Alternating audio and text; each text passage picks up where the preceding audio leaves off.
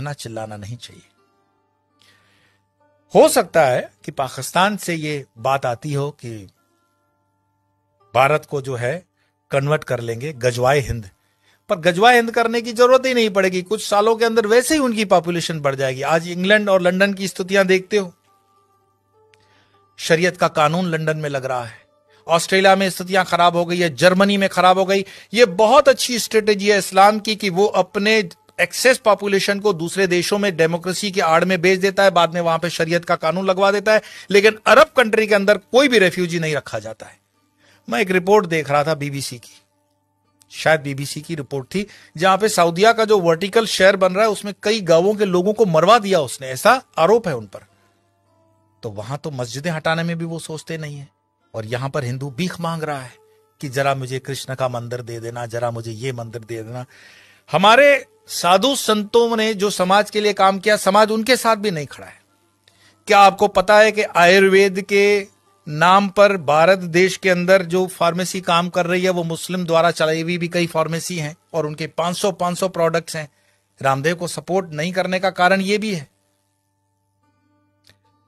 हमदर्द का एक टॉनिक है सिंकारा, उसको प्रमोट करते हुए कम्युनिस्ट पार्टी के कुछ नेता कहते हैं कि यह शक्तिवर्धक है।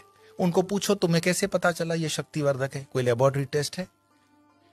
एलोपैथी के कंपैरिजन में जो रामदेव बाबा को कहा गया था कोरोना के कंपैरिजन में, वो चीजें सब पर लागू होनी चाहिए। क्या आपको पता है सोनू निगम जैसा कलाकार जो पिछले कई सालों से फिल्म इंडस्ट्री के अंदर बेहतरीन आवाज दे रहा है, उसने जब खुले से कहा कि इस अजान के कारण मुझे तकलीफ होती है, इंडस्ट्री में उसको काम मिलना कम हो गया, क्योंकि बॉलीवुड की इंडस्ट्री आज भी इस्लामिक फंडामेंटलिस्टों द्वारा डोमिनेट है।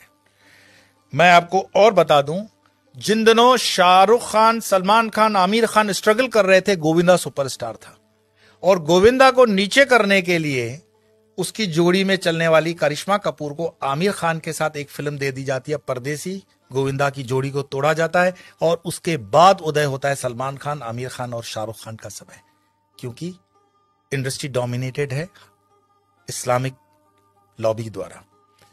ऐसे कई मैं आपको उदाहरण दे सकता हूं, लेकिन मुख्य बात क्या है? क्या हमारे हिंदुस्तान में सारे मुसलमान खराब हैं? यह कहने का अर्थ नहीं है। हमारे हिंदुस्तान के अंदर आजम जी, प्रेम जी जैसे भी इंडस्ट्रियलिस्ट हैं विप्रो के, उन पर आरोप भले लगे कि वो मुसलमानों के हितों की ज्यादा सोचते हैं, हिंदुओं की नहीं, पर मैं इस पे नहीं जाऊंगा। परंतु यहां मुसलमान न सिर्फ बढ़ रहे हैं, सुख संपन्नता के साथ बढ़ रहे हैं, ऐसा उस रिपोर्ट में कहा गया है। तो दुखी कौन हो रहा है? दुखी हो रहा है हिंदू। हिंदू क्यों दुखी हो रहा है? क्योंकि वो कर्महीन होकर के जीना चाहता है और बेवजह की फालतू चीजों में वो अटका हुआ है। अपनी ना तो वो स्किल को डेवलप कर पा रहा है और अपने हर छोटे छोटे उद्योग को छोड़ता जा रहा है। आज जब हम अपने आश्रम का भी काम करवाते हैं तो लेबर ढूंढने में हमें तकलीफ पड़ जाती है। देश के अंदर कोई बेरोजगारी प्राइवेट सेक्टर में नहीं है, लेकिन कोई रबिश होते हैं जर्नलिस्ट जो अपना खीसा गर्म करने के लिए, जनता को गुमराह करने के लिए अलग अलग रिपोर्ट्स देते हैं। देश के अंदर आज भी उतना ही रोजगार है, अगर युवान ठान ले तो बहुत कुछ कर सकता है, लेकिन जो आप जगह खाली करते हो वो दूसरा आता है। गुजरात के हाईवेज पे एक पूरी होटल्स की चेन है, वो चेन चलाते हैं चेलियास कम्युनिटी के लोग। चेलियास मुस्लिम कम्युनिटी है और उनकी इतनी यूनियन होती है कि उसमें दूसरा कोई होटल नहीं खोल सकता हिंदू। मैं पूरे गुजरात हाईवे की बात कर रहा हूं, नेशनल हाईवे नंबर 8। साल में सिर्फ 2-3 दिन ये होटलें बंद होती हैं। आपकी ताकत नहीं है कि इस इलाके में कुछ काम कर सको, और उनके होटलों के नाम जो रखे जाते हैं इतने मिसगाइडिंग होते हैं कि आपको पता भी ना पड़े कि ये हिंदू की है कि मुस्लिम की है। होटल का नाम होता है भारत, नव Gujarat, Tulsi, Kabir, Jai Hind, Sarvodaya, dine in, dine out. किसको पता पड़ रहा है ये इस्लामिक माइंडसेट की होटल है? लेकिन सारे ट्रक ड्राइवर जानते हैं ये अपने वाले की है। लेकिन हिंदू को इतना बुद्धि नहीं होता कि ये किस होटल में जा रहा है, क्या खा रहा है, क्योंकि जीवन भर हमने हलाल खाने के लिए ही ठेका ले रखा है।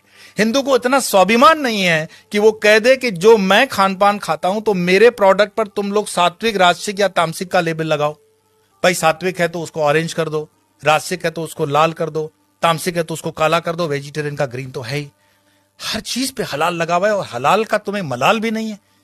तो कितने में तुम प्याज लहसुन को मत खाओ, लेकिन ये हलाल खाते हुए तुम्हारे बच्चे जो हैं क्या बन रहे हैं? ये जिहाद करने की जरूरत पड़ेगी नहीं उनको।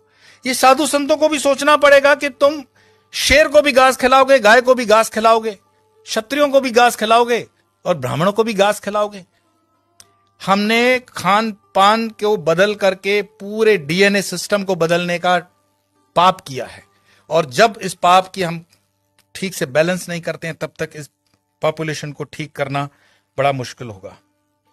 एक इंसान, ये वीडियो समाप्त करने से पहले मैं बता रहा हूं, एक इंसान जिसने अलीगढ़ मुस्लिम यूनिवर्सिटी का स्थापना किया था, सर सैयद, उसने सिर्फ ख्वाब देखा था पाकिस्तान बनाने का, कि एक ऐसा देश बन सकता है। एक टाइपराइटर और एक इंसान जिन्ना जिसने देश बनाकर दिखा दिया, और यह चीज इतिहास के अंदर दर्ज है। क्या पता ओवैसी जो कह रहा हो उसको हम सीरियसली नहीं ले रहे हैं। अगर शाहबानू केस कोर्ट का इधर उधर हो सकता है तो राम मंदिर का केस भी राहुल गांधी तो बोले थे कि हम कर देंगे, ऐसा उन पर आरोप है, प्रमोद जी ने लगाया था। हिंदुओं को जागना पड़ेगा। कोई शंकराचार्य फिर से आए ना आए इसकी कोई गारंटी नहीं है। शंकराचार्य जी की जयंती जन मनाने से सिर्फ इतना ही मैसेज मिलता है, उत्तिष्ठ जागृत प्राप्य वरानि बत, उठो जागो, अपनी जवाबदारी लो। कब तक दूसरों के कंधों पे रहोगे कि ये तुम्हारी जवाबदारी लेगा? और धर्म का काम चेतना जगाना है। बाकी ये मेरा वीडियो मरे हुए लोगों के लिए तो है नहीं, चैतन्य लोगों के लिए। और चैतन्य जो सुन रहे हैं उनको लगता है कि आगे 2-4 चैतन्य है तो फॉरवर्ड कर देना, और मरे हुए लोगों को वीडियो देखने के लिए मैं कोई आग्रह करता ही नहीं हूं। आपके भीतर आपका सनातन जागे, भारत जागे, हिंदुत्व जागे। इसी प्रार्थना के साथ इतना ही, कल फिर मिलेंगे।